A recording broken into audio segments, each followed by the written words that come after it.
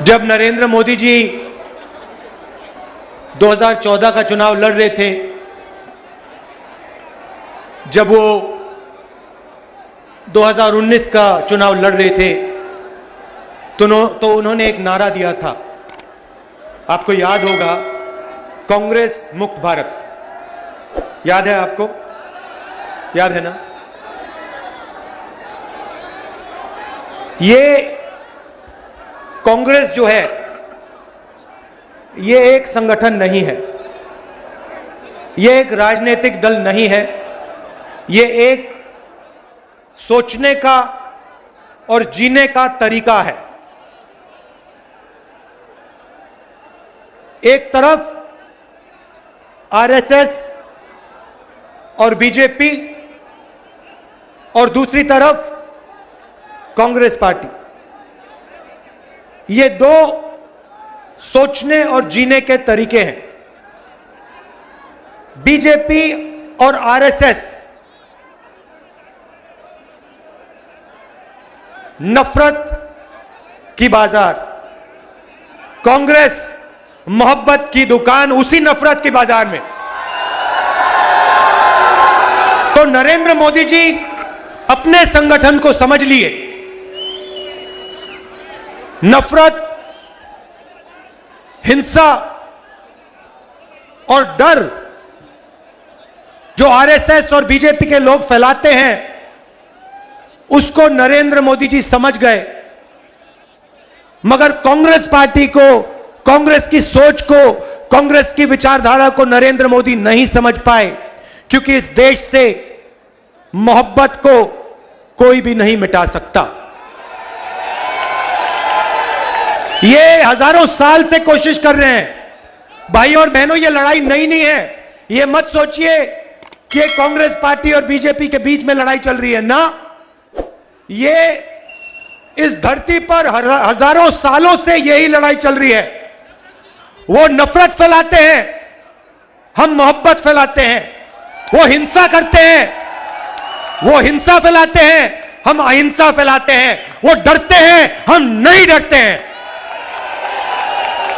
ये फर्क है। अब देखिए, जब भी हमारी सरकार होती है, हम डर को मिटाने की कोशिश करते हैं। नहीं नहीं नहीं नहीं, नफरत की झोपड़ी में आग नहीं लगाई। हम आग लगाने का काम कभी नहीं कर सकते हैं। हां, नफरत, भाई, नफरत मोहब्बत से ही कटती है। आप देखो, मजे की बात मैं आपको सुनाता हूं। नरेंद्र मोदी जी ने हजारों करोड़, सुनो, देखो, मैं तपस्या और मोहब्बत की बात आपको समझा देता हूं, बता देता हूं, और आप सब इसको समझोगे। नरेंद्र मोदी जी ने 6, 7, 8 साल हजारों करोड़ रुपए मुझे और कांग्रेस पार्टी को बदनाम करने में लगा दिए। मैंने एक शब्द नहीं बोला। जितने भी उन्होंने मेरे बारे में झूठ बोला, मैंने एक शब्द नहीं बोला, मैंने कभी जवाब नहीं दिया, मैं चुप रहा। आपने देखा होगा, मेरे बारे में जो भी कहते थे, मैंने कभी नहीं कहा, मैंने अपने आप को बचाने की कभी कोशिश नहीं की। मैंने कभी नहीं कहा ये गलत बोल रहे हैं मेरे बारे में। आप देख लो, मीडिया देख लो, 8 साल मैंने एक शब्द नहीं बोला। और फिर एक महीने में इनके हजारों करोड़ रुपए को जला दिया मैंने। क्यों? क्योंकि पूरे देश को दिखा कि इस व्यक्ति के दिल में, इस देश के लिए, इस तिरंगे के लिए, किसानों के लिए, मजदूरों के लिए सिर्फ मोहब्बत है और कुछ है ही नहीं। उन्होंने पहले कहा कि यह यात्रा 2-3 दिन चलेगी। हम कन्याकुमारी से निकले, मैंने कहा, प्रेस के मित्रों कहा, मगर ये मित्रों का काम नहीं करते हमारे साथ।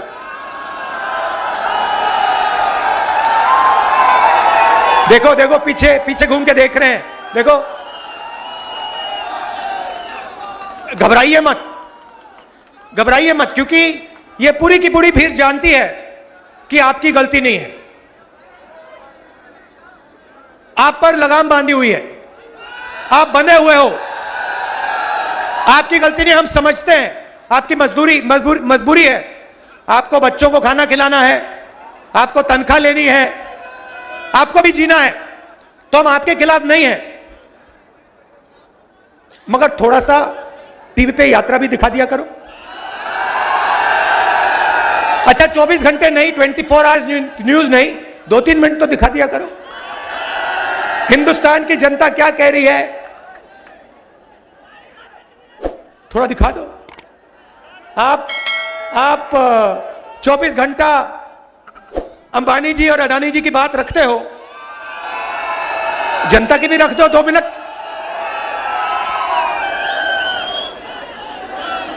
तो कहा 3 दिन चलेगी यात्रा, 3 दिन नहीं, ठहर जाओ, 3 दिन चलेगी।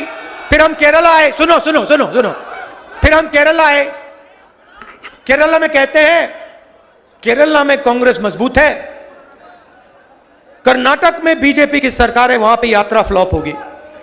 ठीक है, हमने कुछ नहीं कहा। कर्नाटक में आए, कर्नाटक में केरला से ज्यादा बड़ा तूफान।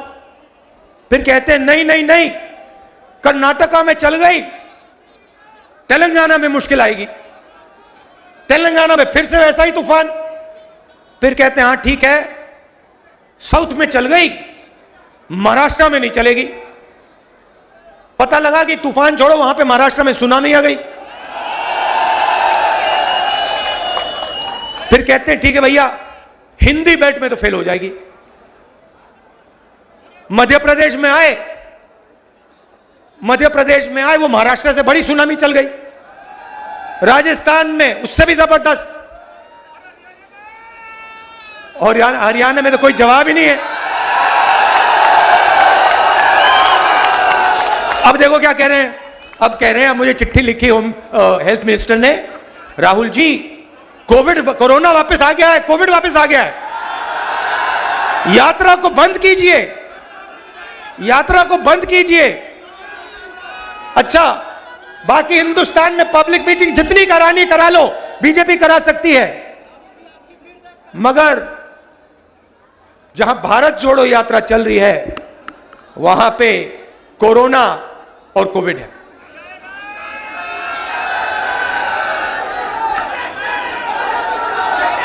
ये देखिए, ये कांग्रेस पार्टी की, हुड्डा जी ने कहा आने वाला समय कांग्रेस पार्टी का है। मैं उसको थोड़ा बदलना चाहता हूं। ये जो कांग्रेस पार्टी है, ये आपका औजार है, ये आपका हथियार है। किसका? किसानों का, मजदूरों का, छोटे व्यापारियों का, युवाओं का, ये उनका हथियार है। तो आने वाला समय कांग्रेस पार्टी का नहीं होगा, आने वाला समय हरियाणा की जनता का, किसान का, मजदूर का होगा। जरूर कांग्रेस पार्टी आपके साथ खड़ी होगी, मगर समय कांग्रेस पार्टी का नहीं, आपका होगा। 3000 किलोमीटर भाइयों और बहनों में चला हूं, बारिश में, गर्मी में, सर्दी में, हजारों लोगों से बात की है, किसानों से, मजदूरों से, युवाओं से। युवाओं से पूछता हूं क्या पढ़ा तुमने, कहते हैं इंजीनियरिंग की, कोई कहता है डॉक्टर बनना चाहता हूं, कोई कहता है मैंने आईएएस की तैयारी की। फिर मैं पूछता हूं इंजीनियर बनना था, अब क्या कर रहे हो, कहते हैं पकोड़े तल रहे हैं, पकोड़े तल रहे हैं, मिर्ची के पकोड़े, प्याज के पकोड़े। ऊबर गाड़ी चला रहे हैं, मजदूरी कर रहे हैं, और जो मजदूरी ऊपर नहीं चला रहे हैं, मजदूरी नहीं कर रहे हैं, वो कहते हैं हम तो बेरोजगार हैं।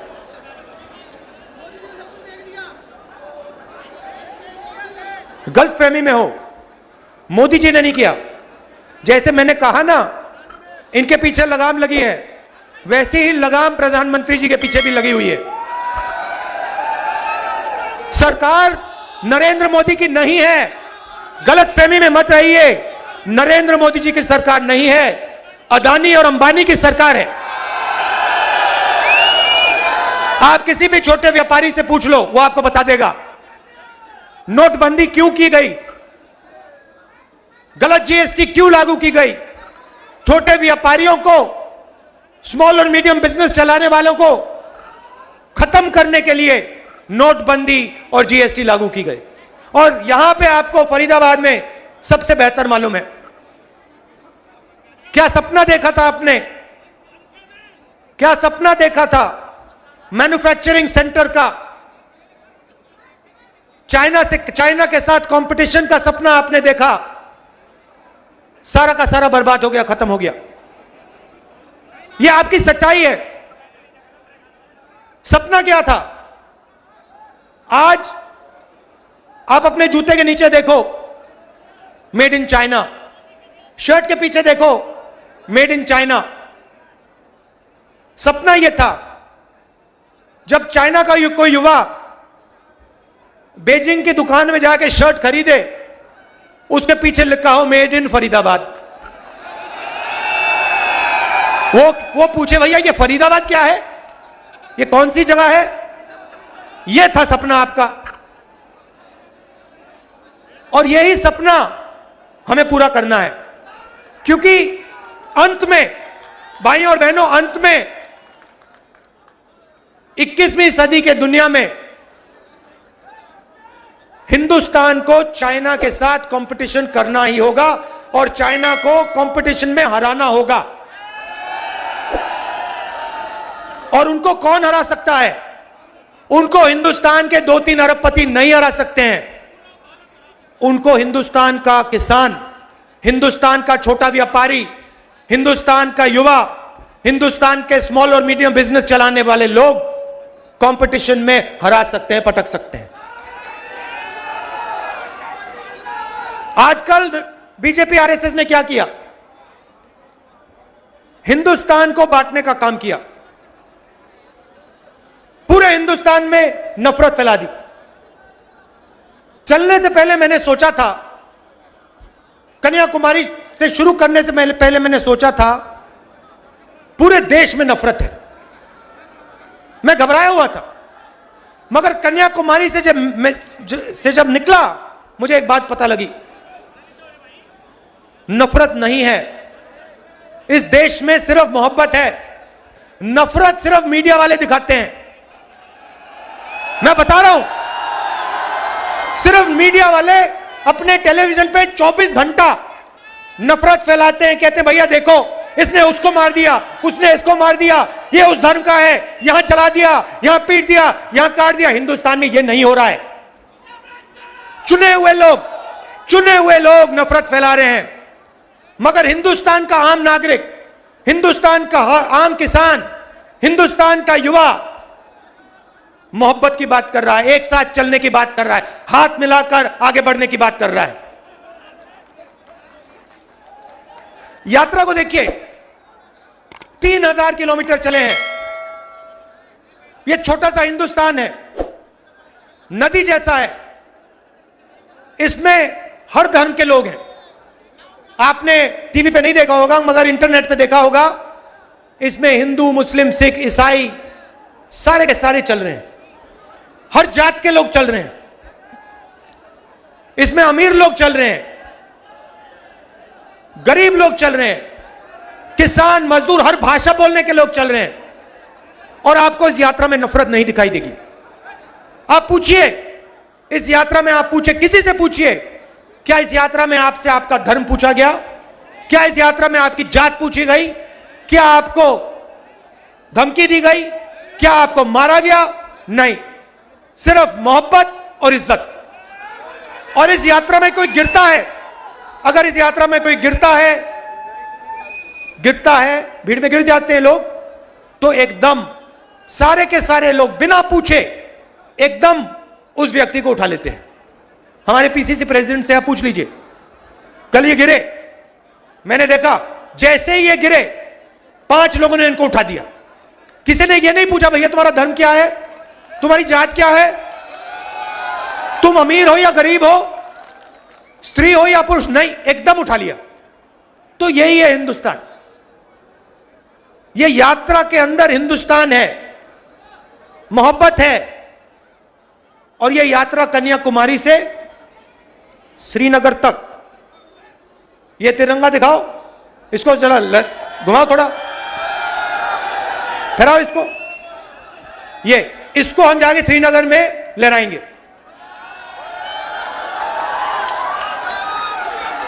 और ये यात्रा बेरोजगारी के खिलाफ है, महंगाई के खिलाफ है, डर के खिलाफ है और नफरत के खिलाफ है। पिछले सालों में आप इनकी सब पॉलिसीज देख लीजिए, यूपीए की पॉलिसीज देखिए। मैं आपसे पूछता हूं, मनरेगा ने डर मिटाया? डर मिटाया मनरेगा ने मजदूरों के दिल में? जब हमने किसानों की कर्जा माफी की, डर मिटाया? जब जमीन अधिग्रहण बिल लाए, डर मिटाया? मिटाया? नोटबंदी ने डर मिटाया? गलत जीएसटी ने डर मिटाया? कोविड के समय इन्होंने जो किया उससे डर मिटा? जब किसान को बीमा नहीं मिलता डर मिटता है? ये तो इनकी सारी की सारी पॉलिसीज, बेरोजगारी से डर मिटा, इनकी सारी की सारी पॉलिसीज डर फैलाने की पॉलिसीज है। ये चाहते हैं कि किसान, मजदूर, युवा सबके दिल में डर हो, क्योंकि वो उस डर को नफरत में बदलते हैं। अगर इस देश में डर नहीं है तो इस देश में नफरत नहीं हो सकती। आप सोचो, आपके दिल में नफरत कब पैदा होती है? जब आपको डर लगता है। जब आपको डर नहीं लगता तो नफरत नहीं पैदा हो सकती है। और यही आरएसएस के लोग करते हैं, ये डर फैलाते हैं और फिर उस डर को नफरत में बदलते हैं। हम कहते हैं डरो मत, और हम मोहब्बत फैलाते हैं। हम एक हिंदुस्तानी को दूसरे हिंदुस्तानी से गले लगाते हैं, ये हमारा काम है।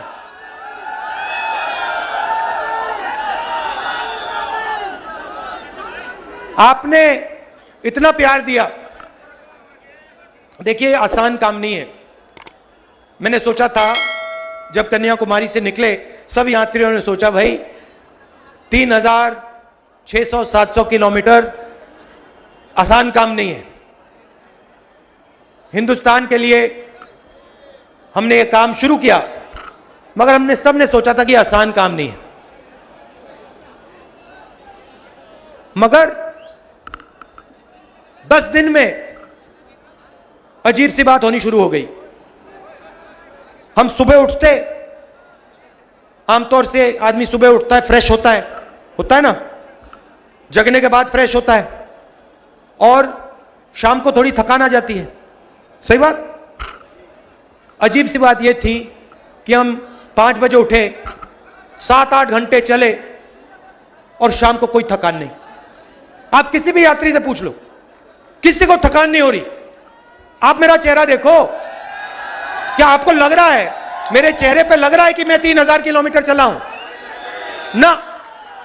क्यों? क्योंकि आपने अपनी शक्ति हमें दी, हम अपनी शक्ति से नहीं चले हैं। हम अपनी शक्ति से नहीं चले हैं, हम आपके प्यार और आपकी शक्ति प्रयोग करके चले हैं। आपने हमें चलाया है,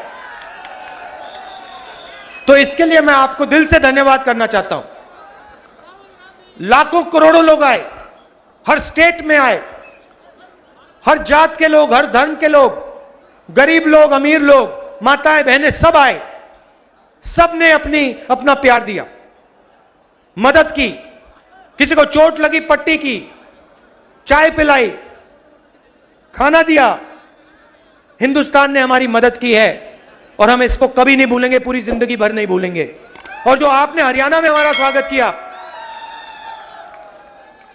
जबरदस्त स्वागत आपने हमारा किया, इसको हम कभी नहीं भूलने वाले हैं।